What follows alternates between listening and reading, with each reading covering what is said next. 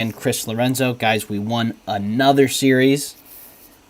We dropped the first one, but we got the next two. Not a whole lot of stuff to talk about from this series. Honestly, we lost one, we won two, but takeaways from the series: win over Trout, Ohtani, and the Angels. Yeah, it was a little disappointing to not be able to really score in the first two games. I mean, look, we had a ton of opportunities that we didn't take like good chances with, but really nice to score five in the first inning today. And we'll get into that, but it was just a little bit of relief. I know I didn't text you guys when we had the bases loaded because I was like, don't want to jinx it, but it's nice for Nestor to get out there and just not really have any pressure when he goes out there. Yeah, definitely. I mean, I think they mentioned on the broadcast in the three-game series, the Yankees had 25 walks and hit by pitches, something around that number. Don't quote me. So it was around that many free passes that they got. So to only score that much, I guess the offensive onslaught kind of came on today, whatever you want to call.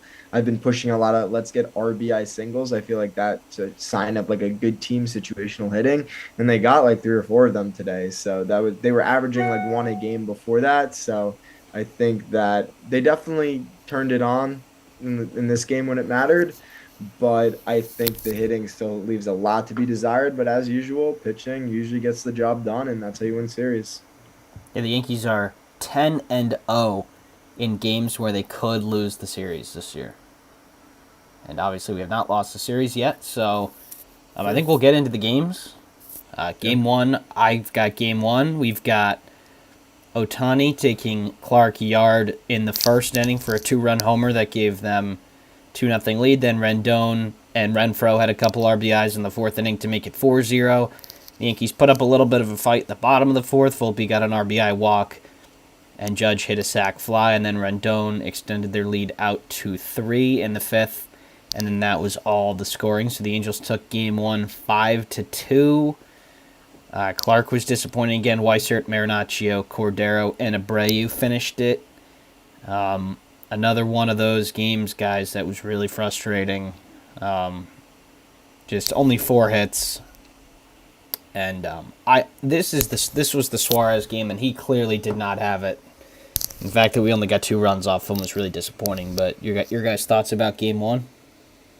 Yeah, well, like Jackson said, the walks were certainly there this series. I mean, we had 7 walks this game, and Volpe had 2, Hicks had 2, Torres had 1, LeMahieu had 1, Peraza had 1. I mean, had those opportunities. The problem was the hits were kind of spaced out.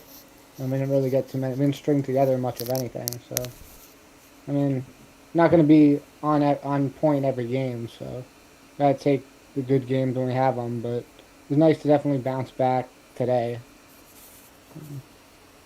I would say the unfortunate thing is that it seems like every Clark start at this point is a scheduled loss. I know last start he only went like 3 innings or something, or 4. He didn't pitch terribly. I think it was like 4 innings, 2 runs. But Clark is not a major league caliber starter right now, and that's kind of hurting us every fifth day. Keeps putting us behind the 8 ball, and this offense isn't going to play great when they're trailing. So I think that overall something needs to be done there. Hopefully, Sevy's coming back in the near future, or I don't know what to really do with Clark. I mean, the hitting's not going to be there every day, but they clearly had chances, and they just did not come through. I mean, that inning where they had bases loaded, I think 1 out with Volpe, and they made it 4-1, and then just they got to 4-2. But that's when you need the big hit, and then that's how you come back in a game. So kind of a wash of a game. What are you gonna do? Clark needs to be better. Yeah, this was Peraza started at second in this game. He was up for Donaldson. We thought it would only be for 1 or 2 games, but turns out Donaldson is not coming back probably anytime soon. So it looks like Peraza's going to get a lot of opportunities here. He's been in the 6th spot when he's been in there. He had a 1-for-4 day here, but that was today. Never mind. 1 for 3. One Yeah. for 3 in game one. And a So walk. So yeah, I've been impressed with him. That's what I remembered after this game. I think Volpe's the leadoff guy for now. We've talked about that. DJ's 5-hole. They don't seem to want to put Peraza at third, so it seems like DJ and Glaber are going to be the DH for now. But Hicks again, terrible game, and Clark. I really did think it was a good opportunity for Schmidt to get some people out and have a good start, because the lineup that of all the Angels' big hitters, they've only got one lefty. Obviously, that lefty is Ohtani, and he took him yard in the first. But I'm not saying I was expecting better, but I mean, he's got almost a 9 ERA.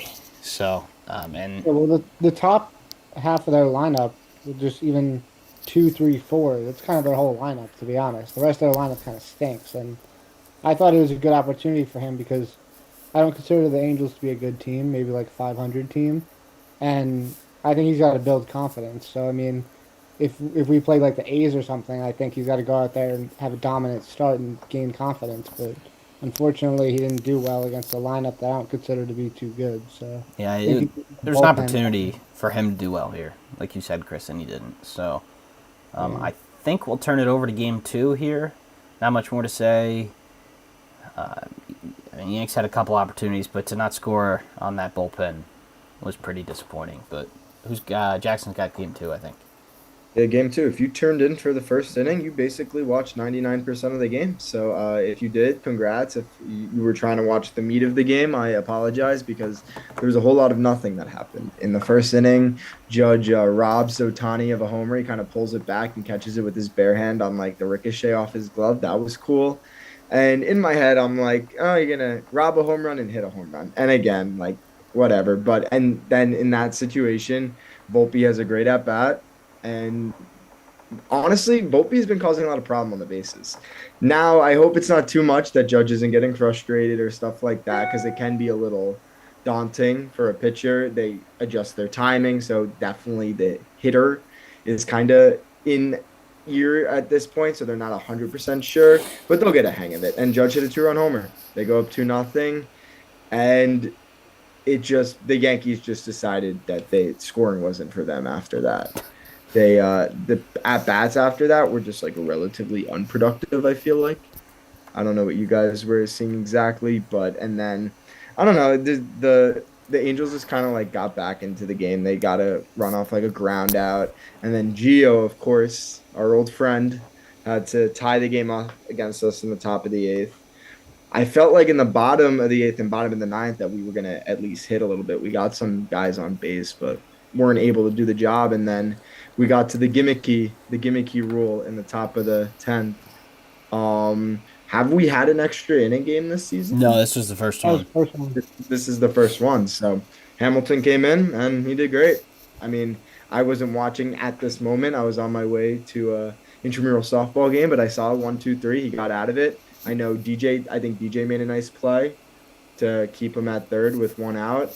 And then the Yankees it wasn't pretty. Volpe popped up a bunt. They walked Judge, hit Rizzo, tore a slide ball, but like a win is a win. Nothing pretty from this game. This is a game you should probably win more easily, but I'll take the win, and it helped them tie up the series at the moment and led them into today. So I guess your thoughts on the offense kind of dwindling after the first usually, and it's a common theme. Yeah, well, it's tough with no Stanton in there because he could hit a home run any time. And then Glaber was really, really struggling and has been struggling for a while. I think they said he was like 1 for 24 or 23 or something like Before that. he poked one the other way in the 8th today, but yeah. But it's just been bad, and then doesn't help when he goes 0 for 4, LeMahieu goes 0 for 4, Calhoun goes 0 for 2, and then Cabrera and Trevino have 1 hit and 4 at bats, and Cordero's 0 for 3. It's just like no one really did anything besides Volpe had 2 hits, which was nice, and Judge obviously had the home run, but the offense couldn't even find them. It was really bad, but lucky win, I feel like, because I don't really know how much we deserve that, but I'll take it and move on. Yeah, I think the big part was what Jackson said. I mean, you never felt like they were going to get a hit after that first inning. I think Canning got 14 outs in a row or something, 13, something like that. And, I mean, they're behind in the count. They weren't getting good swings off, but I don't know if they didn't deserve to win this because they had so many chances to win it in the 8th, the 9th, and the 10th. I think we were texting, if they don't win it in the 10th here, then they weren't going to win the game because the Angels had if there was an 11th, their meat of their order was coming up, and it would have been our weaker part of the order in the 11th. So I'm glad we got the job done here. Very 2021 Yankees vibes to it. The teams that they would go ahead and then not really score at the end of the game and would be a nail biter after nail biter. And then last year was kind of the opposite, especially early on when we were winning all the time. They were coming back pretty much every game. So they got the job done here. I think the lefties really struggled in this one. Calhoun, Cabrera, Cordero, and they're combined 1 for 9, and they're supposed to be the righty pitching specialists, so they got to do a little better, I think. But Brito bounced back after the tough one against the Twins where he only got 2 outs. And then King, Peralta, Holmes, you use those 3, you got to win the game. So they didn't waste them. And then Peralta pitched again today after throwing 26 yesterday, which was big. And then Hamilton pitched today after pitching yesterday too. So Clay didn't look great. Got a favorable 3rd strike call on Trout on the check swing. Nevin got ejected after that one because it was pretty close. But I don't really think there's anything else to talk about Game 2. Oh, let's move on to game 3. All right, so game 3, like I said, so jumped off to 5 runs in the first inning, which is as much as we scored in the first 2 games combined. So that was nice to do that in 1 inning. And Trevino bases clearing double, which was nice to see production With from 2 him. outs. Yeah, and 2 strikes, I believe, as well. Okay. So that was nice. And then the Angels did battle back. They got 2 in the 5th and 1 in the top of the 7th to make it 5-3, but we quickly answered with 3 in the bottom of the 7th. And then we added 1 on in the 8th. But IKF, 2 diving catches today. I know he didn't take the best routes on those balls, but ended up making the play anyway. I mean, he's got to work on that. But like they said, he actually looks better when he's going side to side instead of coming in. Because when he's coming in, I don't know what he's doing on the first 2 steps, but it's nothing close. And then the pitching path. So Cortez pitched 6, gave up 3 runs. He didn't look great, but he looked good enough to get the job done. Then Marinaccio, Peralta, and Hamilton all came in, didn't give up any runs. That was nice, and and Weissert too, and that was a pretty relaxed game after we opened it up. So it was a nice way to finish the series, and hopefully this offense can continue because now we got the Blue Jays, and we need to definitely take down our division opponents, playing them less this year. Yeah, I think this, as like we said, a lot of righties in the Angels. Why it might have been a good matchup for Clark. I think it's equally a bad matchup for Nestor. And he got that 3rd run given up on him because he was out of the game and the runner that he was responsible for scored. But Trout was 1 for 4, Ward was 0 for 4, Rendon was 0 for 4, Renfroe was 1 for 4. Those are the big righties in their lineup, and he got him out. So And Ohtani was 0 for 3. And Ohtani too. So I think Nestor probably. They talked about it on the broadcast, 15 starts in a row with 3 earned or less. He's just super consistent. And if he gives us a quality start when he isn't really super sharp, I think we got to be pretty happy with that. Yeah, I feel like it's always different to pitch when you got a 5-run lead too. Oh, You're yeah. not necessarily too worried about pitching over the heart of the plate, but he's very talented. Even though he doesn't throw hard, he's got so much stuff, and that's why they call him Nasty Nestor. I mean, definitely for a reason. And he looked really good at times today. He still had And 7 strikeouts. yeah, he looked really good at times today, even though he did give up the 3. But 6 innings was solid. I felt like we needed at least 6, so that was good. Yeah, I think that if I could give a 5-0 lead to any pitcher on the team, it would be Nestor 10 out of 10 times. He just pitches well with the lead. He doesn't implode as much as our other starters do. Now, Cole's been really good this year, so hopefully that becomes a normal thing. But overall, Nestor really does limit the damage. So once we got that lead, I was just hoping we just had to get outs and outs and outs and work our way. We scored our insurance runs a little later than I wanted, but I'll still take that. And we didn't really have to use any of our high leverage guys going into a series against the Blue Jays. I know we can Sean, you can kind of take us through this new series. I mean, we won another series. That's great. I don't think there's much to add. We hit decent, nothing great. Pitched well. I think that's a common theme, and we're going to need that for, I guess, this upcoming Blue Jays series, which has the pitching matchups and I'll leave Sean. Well, let's do our awards first. Oh, we do the awards Yeah. first. I'm not good with this. I keep forgetting the award. Yeah, but Peralta pitched 2 days in a row, so he's probably down for tomorrow. And then Marinaccio, after 44 in the first game, also pitched today, so he's probably down for tomorrow too. So probably I don't know if we'll see King because he threw a lot of pitches in game 2. But Hamilton is really, really impressing me. He throws the ball hard. He has nice, sharp breaking stuff. And the Blue Jays are coming to town. But first, we get to do awards. Chris, you missed last time. So Yeah, sorry, I forgot to text on. yeah. So if you want to We'll figure. well, you can fill yours in later, but you can go first for King of the Angels series today. I am going to go Anthony Rizzo, especially because of the perfect day that he had today. I know we didn't talk about this, but I wanted to save it for the awards because I figured I was going first. So he had 3 hits and how many walks? 2 walks, so that was perfect. And he had um, just 1 RBI, but his average is up to 344. He's looking really locked in, and he even made a joke after the game about how there's not 9 people on the right side of the field when he's trying to get a hit.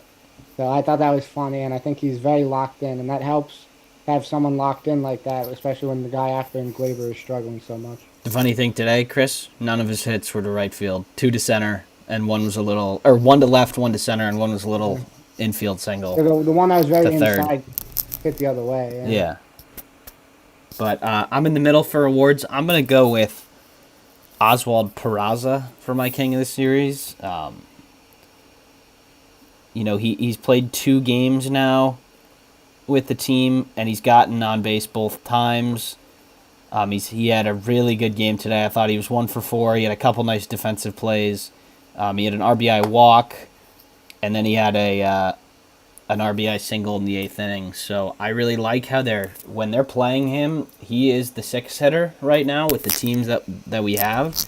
So I really hope he's in there, even against some righties, because he's putting up better at-bats than Calhoun, Cordero, some of those guys. So, yeah, Oswald Peraza is my King in the series. So, Jackson? Yeah, I'm gonna stick common theme. I'm gonna go hitter. I'm gonna go Volpe. I think our explanations for the King of the Series aren't always who has the best performances of the series and stuff like that. It's what they can do as a player to help the series. And I feel like Volpe has just kind of transformed the identity of the Yankees. He's a really good shortstop, which is probably more than we expected defensively from him. Seems to be making tough plays, the normal plays. Just, I don't know, it just feels confident, and I bet the pitchers are very confident too. And then him on the bases, still not getting on base at a clip that I think we would all like him to get at. I think his on base percentage is around like 340. So even with him hitting a low average, that's still very good. But I think he'll get better as a hitter overall throughout. So it'll help him on the bases even more. But I think that he's my King of the series because he got thrusted into the leadoff spot. And I think that's when this team's gonna roll the best with him at leadoff. It's such a...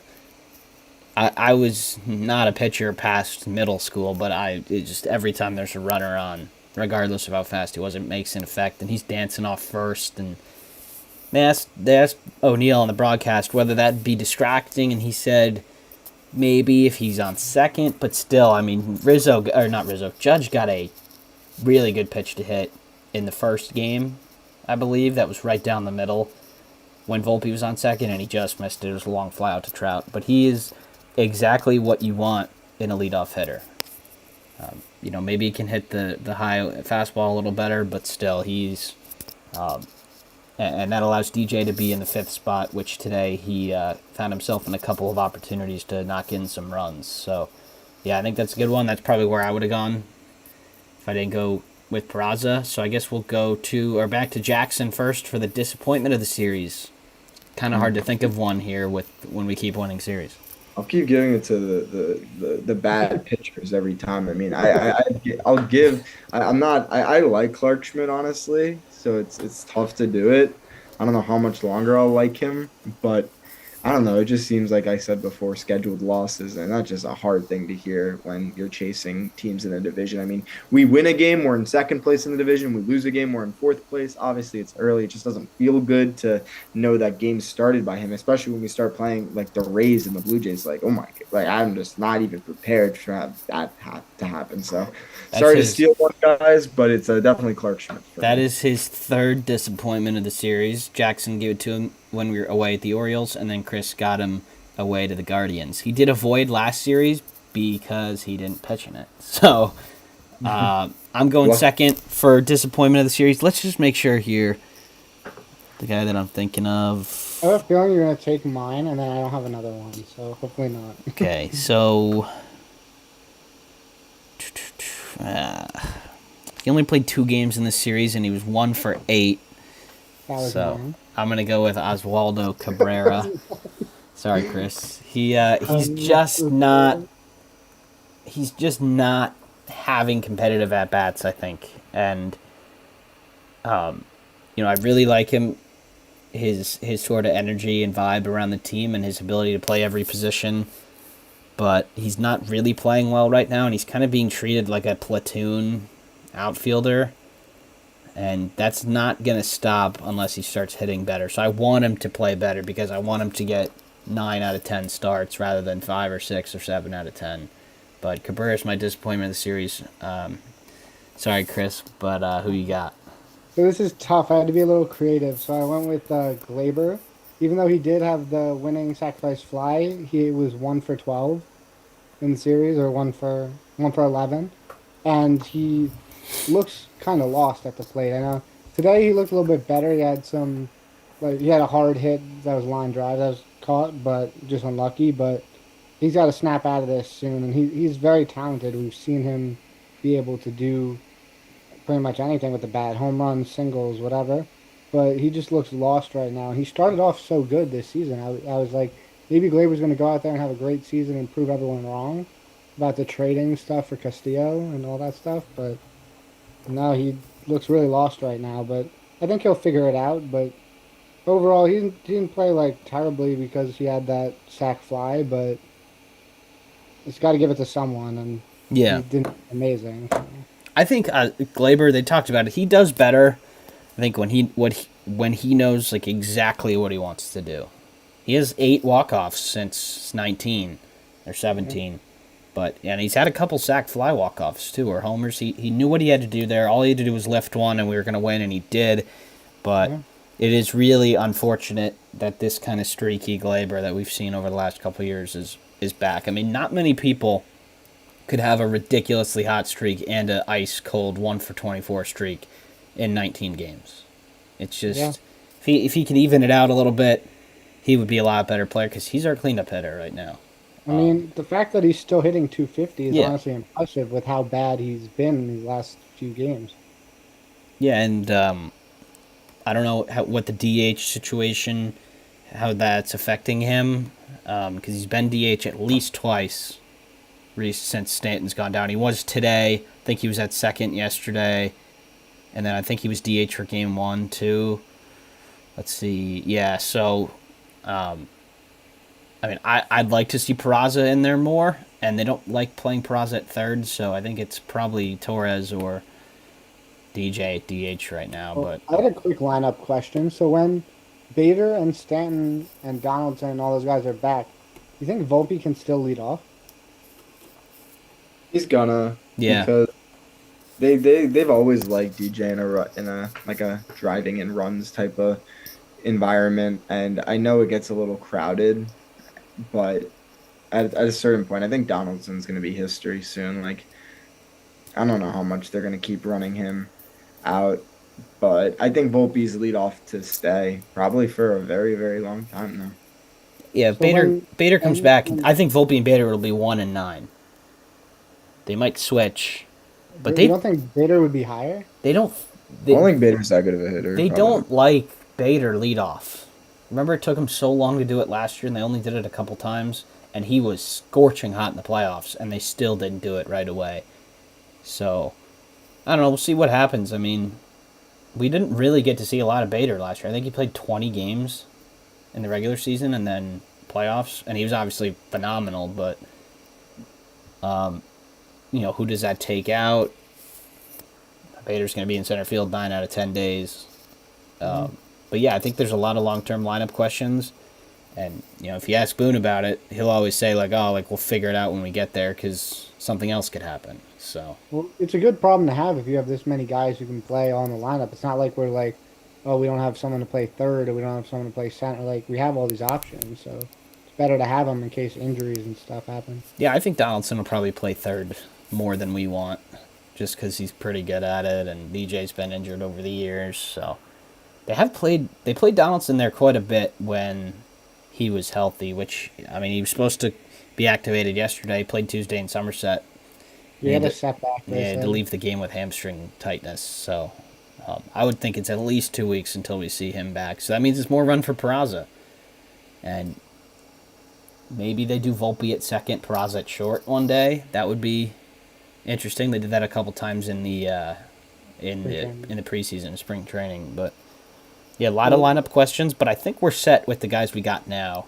Well, what do you think about Peraza at third? Because Michael Kay and them were saying he might be playing third a couple of times. Yeah, I felt like when Peraza came up, they said that wasn't an option, which doesn't really make sense. But yeah, he's played some third in the minors. I think. It can't be that different. He's a good athlete, especially defense. Yeah. He'll be able to figure it out. But yeah, I think we'll get into the Blue Jays series next, guys. We're right at 26.5 minutes, so should be right around 30-35. So we got a weekend 3-game set against the Blue Jays, the first time that we've seen them this year. Tomorrow night, Friday, on Apple TV, will be Yusei Kikuchi against Domingo Herman. That's a pretty big game, just from a pitching. And we can pick off a Herman start. That would be nice. I like the Saturday start. Saturday, 1 o'clock, will be Alek Manoah against Garrett Cole. Manoah off to a horrible start this year. He's got just under a 7 ERA. And then Sunday at 1:35 will be Kevin Gausman against Clark Schmidt. So it would be really nice to win the first 2 games because we're probably not going to win the third game. Yeah. But, Kikuchi has had a tough year last year. He's not off to a great start this year. He is 2-0, but he's got a 4.7 ERA. I think that first game is going to decide the series, to be honest, because I think we'll get game 2. Manoah not been good this year. Apparently, he's really been struggling with the pitch clock because he was a very slow pitcher before, and he's having to make that adjustment. But any thoughts here on the Blue Jays, guys? They are 11-8, so we got them by a game right now, and we are 4 games behind the Rays, so we just got to keep winning series.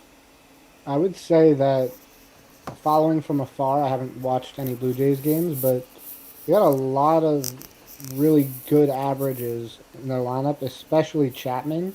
No, Chapman's been the best player in the major leagues so far. Yeah, he's hitting 397, and then Bichette's hitting 354, Vladdy Jr. is hitting 338, Merrifield's 314, and they seem like they're either putting up a ton of runs or none. So I feel like they're doing what the Yankees do because they just lost 8-1 to the Astros, and it's weird. They have a lot of firepower in their offense, but I feel like they're similar to us in certain ways. So it's either a lot of runs or no runs. There's really no consistency with them either, I think. Yeah, they'll show up against us. They always do. They always play the Yankees well, especially in Yankee Stadium for some reason. So, this is, I think, if I had to predict a series that we would lose first, I would probably go with this one.